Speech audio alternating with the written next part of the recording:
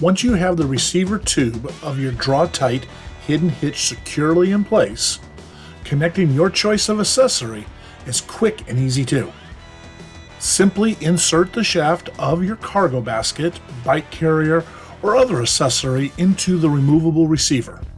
Then, insert the included hitch pin into the opening and tighten the nut on the end to engage the anti-rattle feature. Insert the clip for added security. If you're planning to tow with the hidden hitch, connect a safety chain quick link, which is sold separately, to each side of the receiver housing. Then attach a safety chain to each of the quick links. Keep in mind that the lowest capacity of any component in the towing system determines the maximum load you can safely tow.